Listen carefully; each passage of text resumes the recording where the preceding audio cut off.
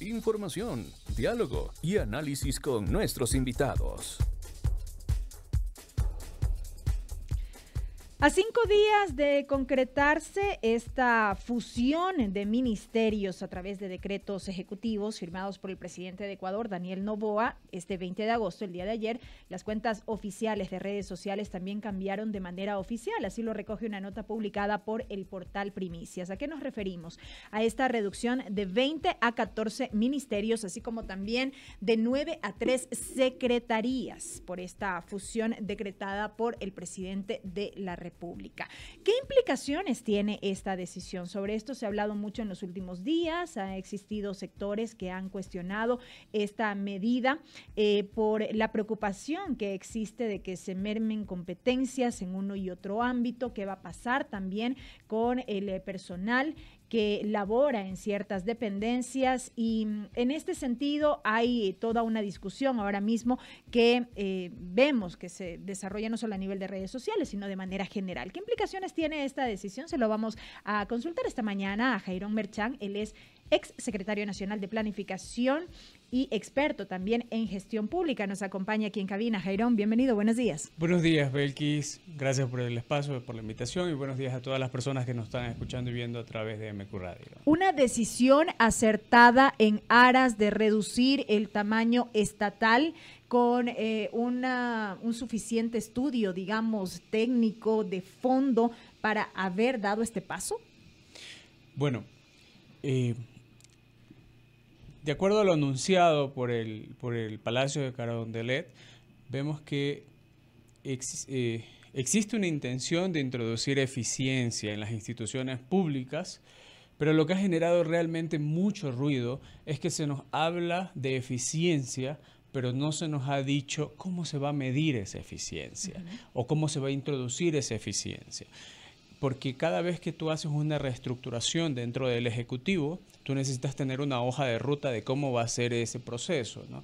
En Ecuador no es la primera vez que se hacen procesos de fusiones o eliminaciones en el Ejecutivo. Se hizo con el presidente Correa, que fue el cambio más drástico que ha habido desde el retorno a la democracia. El presidente Moreno también lo hizo, pero a diferencia del proceso actual es que en los gobiernos anteriores había una hoja de ruta técnica publicada, de hecho, mediante acuerdo ministerial de presidencia, donde firmaba el ministro de Finanzas, el ministro de Trabajo, la secretaria de Planificación y el secretario de la Administración Pública, de manera que se emitía una norma técnica donde se especificaba cómo iba a ser ese proceso de fusiones o de reestructuración del Ejecutivo y todo el mundo sabía cómo iba a ser el proceso, ¿no? Estaba claro. A diferencia de lo que sucede hoy, que si bien es bueno que se busque la eficiencia, no existe claridad o no se ha comunicado a la ciudadanía cuál es ese plan para buscar la eficiencia, más allá de unir instituciones públicas. Porque en todo proceso de esta naturaleza se deben de seguir al menos 3 pasos. El primer paso es hacer un diagnóstico de las instituciones que se van a unir, estudiar sus procesos y sus productos o servicios a la ciudadanía. El segundo paso es elaborar un sistema completo de seguimiento a esta gestión ministerial para buscar la eficiencia. Recordemos que en el sector público, con el gobierno del presidente Correa, se introdujo algo que se llamaba GPR, que las personas que trabajan en el sector público lo conocen muy bien. Gobierno por resultados. Gobierno por resultados. Se suponía que era una metodología para buscar resultados en la gestión de gobierno, pero ese sistema se desvirtuó en el proceso porque cada funcionario público se ponía sus propios indicadores. Entonces lo que terminó sucediendo es que los indicadores de gestión de los ministerios o de los funcionarios públicos eran cosas como número de reportes escritos en un mes o cuántos oficios respondí en un mes. Era más cuantitativo que cualitativo, exacto, digamos así. Entonces, claro, los resultados se medían por cuántos informes hacía un funcionario público. ¿Cuántos productos se entregaban? Exacto, en fin. Pero esa no es la manera adecuada de tener un sistema de seguimiento, porque al final del día un gobierno está para cambiar la vida de las personas. Entonces hay que pasar de andar midiendo resultados de esa manera a pasar un gobierno por impacto, es decir, cómo está mejorando la vida de los ecuatorianos. Un ejemplo de esto es, por utilizar algo muy trillado y que nos molesta a todos los ecuatorianos, son los tiempos de espera para sacar pasaportes, para sacar cédulas o citas en la seguridad social. Entonces, si yo quiero introducir eficiencia, el indicador de impacto debería de ser tiempos por medios de atención a los ciudadanos. Entonces, ese es el segundo paso, crear un buen sistema de seguimiento centrado en el impacto en la vida de los ciudadanos. Y recién el último paso es la optimización del talento humano dentro del sector público. Es decir, una vez que yo he analizado los procesos y los productos, he establecido indicadores de eficiencia, me pregunto, ¿cuántos personal necesito en el sector público para poder alcanzar esos indicadores de eficiencia?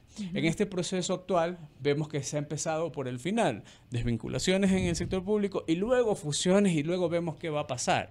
Y eso es lo que ha generado ruido. Por eso es importante aterrizar un poco más esto que decimos cuando nos referimos a que no existe claridad en el plan, porque cuando se anunció esta decisión por parte de la vocería oficial del gobierno, entre las interrogantes entre los periodistas estaban qué va a pasar con la cantidad de funcionarios que serán desvinculados, serán reubicados, qué va a pasar, por ejemplo, con aquellas secretarías que se adscriben a ministerios, pasarán a ser una dependencia más dentro de, o se convertirán como en una suerte de viceministerios. ¿Qué va a ocurrir con todo esto que se deriva justamente de esta decisión? Claro, eso ha sido una de las grandes incógnitas en la ciudadanía y yo creo una de las fallas en este plan, porque no se ha comunicado cómo va a ser y qué va a pasar. Se sacó una primera ronda de decretos ejecutivos donde decía quién se unía con quién, nada más. Hace una semana ya se sacó un decreto por cada fusión o absorción o adscripción. Y entonces eso nos genera ruido porque no sabemos. Primero se comunica una cosa, luego se comunica otra cosa. Y el problema es que el presidente sale a decir que no, los ministerios no van a desaparecer como tal, se van a convertir en viceministerios, pero eso nos genera ruido porque decimos, ok, pero ¿cuánto se gana en eficiencia si lo único que vamos a hacer es llamarlo viceministerio? Entonces, ahí hay un grave problema porque probablemente sí vayan a haber más desvinculaciones de funcionarios públicos, sobre todo en aquellas áreas que se llaman áreas adjetivas, como las áreas financieras, de compras públicas, porque ya la institución que absorbe ya tiene áreas de esa naturaleza, entonces no puedes tener duplicación de partidas ahí. Y no solo eso, adicional a aquello, también como parte del anuncio se dijo que lo que se busca es incorporar a nuevos elementos al sector público, fundamentalmente jóvenes. Entonces, allí, recuerdo yo, una de las preguntas de los periodistas era, ¿van a desvincular a funcionarios que actualmente están trabajando para ocupar esas partidas para la incorporación de este nuevo personal? ¿Dónde está la optimización en cuanto de recursos, en términos económicos, por ejemplo? Sí, esa también es otra de las aristas de este problema, porque si bien creo que en estos días la secretaria de Planificación hizo declaraciones de que probablemente iban a haber más desvinculaciones, eso añade más ruido al proceso, porque si bien nos dicen se van a desvincular servidores en función de la eficiencia, pero van a introducir nuevos que son los jóvenes, no sabemos cuánto se gana en eficiencia. No sabemos cuántos jóvenes se van a incorporar. Exacto. También.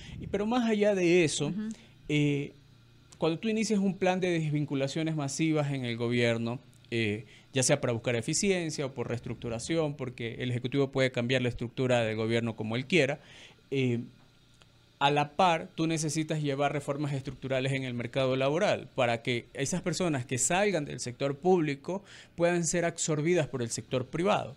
Y eso es algo que no vemos. Recién se plantea una consulta popular por trabajo por hora solo en el sector turismo para finales de año. Ya, pero estamos hablando allí de un solo sector. En macro, ¿el sector privado está en capacidad de absorber a toda esa cantidad de personas que se quedan desvinculadas fuera de? No. El sector privado tiene serios problemas para absorber. De hecho, la economía ecuatoriana como tal tiene problemas estructurales para generar empleo de calidad. Porque recordemos, 3 de cada 10 empleados en el Ecuador tienen empleos adecuados. Entonces, cuando nos dicen el tamaño del sector público, es interesante porque nos dicen que son 600.000 empleados en el sector público que representan el 7% de todos los empleados en el Ecuador. Pero esa no es una forma adecuada de medirlo, porque los empleados en el sector público son empleados con trabajos adecuados. Entonces, lo correcto sería medir ¿cuánto representa en esos 600.000 empleados del empleo adecuado? Y ahí es cuando ya se encienden las alarmas, porque ese 7% pasa al 18%. Entonces, los empleos adecuados en el sector público representan el 18% del total de empleos adecuados en la economía ecuatoriana. Entonces, ya se vuelve relevante. Y comienzas a desvincular empleados, pero el sector privado no tiene la capacidad de absorberlos porque no se han hecho las reformas estructurales necesarias para que sean absorbidos. Entonces ahí se genera un problema adicional, porque si bien, y retomando lo anterior, se dice que se van a contratar jóvenes, los jóvenes hasta 24 años son las personas más afectadas en el desempleo en el Ecuador. La tasa nacional de desempleo borda el 3%, los jóvenes hasta 24 por año rodea el 8-9%, pero ya cuando vemos en proporción eso, ¿cuánto representa de los desempleados? Representa el 40%. Los jóvenes hasta 24 años representan el 40% de los desempleados del país. Y decir que los vamos a vincular en el sector público no va a solucionar el problema, porque además se ha anunciado que es un programa de pasantías de 4 meses nada más.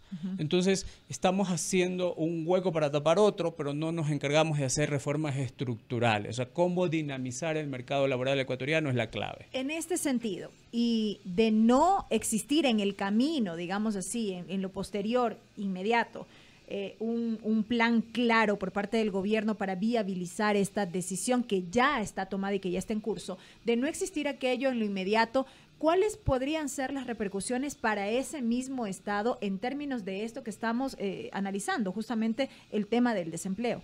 Sí. Y me parece que esto es importante también reflexionarlo, porque a primera vista una decisión como esta por parte del gobierno ante la ciudadanía puede parecer positiva, porque entonces estamos ahorrándole al país algunos millones de dólares o cientos de millones de dólares, pero no estamos viendo el fondo. Así es, no se está viendo el fondo y sobre todo me llama mucho la atención que este es un gobierno que invierte mucho en comunicación política, ¿no? Pero más en el plano político que en el plano de gestión. Entonces sería bueno que nos digan, ok, este proceso va a llevar estos pasos, se va a demorar tantos meses, se va a buscar, estos son los indicadores de eficiencia y tanto nos vamos a ahorrar o en tanto va a mejorar los servicios ciudadanos. Eso sobre todo, la mejora de los servicios. Entonces eso no lo sabemos y es lo que genera ruido y es lo que hay que mejorar, porque si se busca optimizar el sector público, siempre va a ser bueno buscar eso de ahí y sobre todo redimensionarlo en su justa medida, el tamaño del sector público. Y eso es lo que no sabemos. No sabemos cuánto para el gobierno es la justa medida de funcionarios públicos, cuánto debería ser la masa salarial.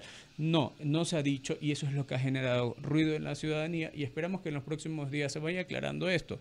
Porque lo peor que puede pasar en este tipo de procesos es que cuando un funcionario público siente amenazada su estabilidad, por decirlo así, tiene un impacto directo en la gestión del gobierno, porque si usted es un funcionario público que está a cargo de un proceso de contratación, digamos, de una obra de $1 millón, y no sabes si el día de mañana te van a desvincular, todo se hace más lento en el sector público, porque nadie quiere asumir una responsabilidad que luego Contraloría te puede llamar y decir, oye, ¿usted por qué firmó un contrato? Y al día siguiente te desvinculan, entonces comienza a ponerse más lenta la gestión de gobierno.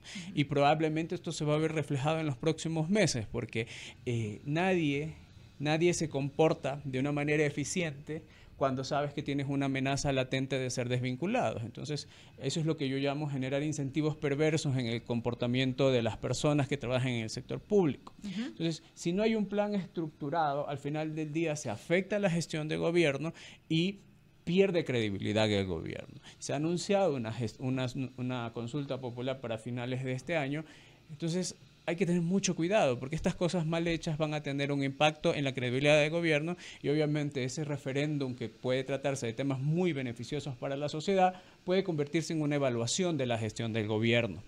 ¿Ya? Y ese es el gran problema que se genera y al final del día perdemos todos los ecuatorianos. E insisto, la repercusión además en la eficiencia de los servicios, con la reducción de la masa salarial. ¿Cómo garantizamos unos servicios eficientes por parte de las diferentes instituciones del Estado si no se cuenta, por ejemplo, con el personal suficiente? Sí, y eso, y hay pequeñas modificaciones que se pueden ir introduciendo en el sector público buscando la eficiencia. Y la primera que se puede hacer es transparentar la gestión de todo el servicio público.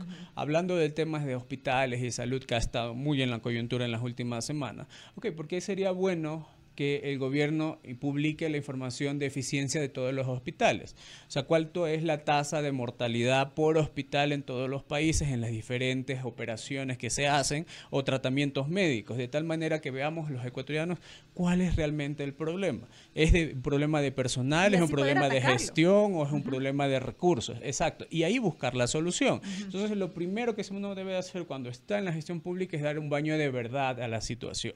Más allá de acusar quién es el responsable o no, que políticamente eso ya los ciudadanos sabrán sancionar. No es conveniente. Pero no puedes mejorar aquello que no mides. Entonces, y eso es lo que yo creo que hace falta, saber, bueno, cuál es nuestro punto de partida y hacia dónde vamos a llegar, qué es lo que se busca. Queda claro, Jairón, y quiero agradecer esta mañana por habernos acompañado en esta entrevista. Gracias a ti, Belkis. Jairón Merchán, exsecretario nacional de Planificación y también experto en gestión pública. 7 de la mañana, 40 minutos, amigos.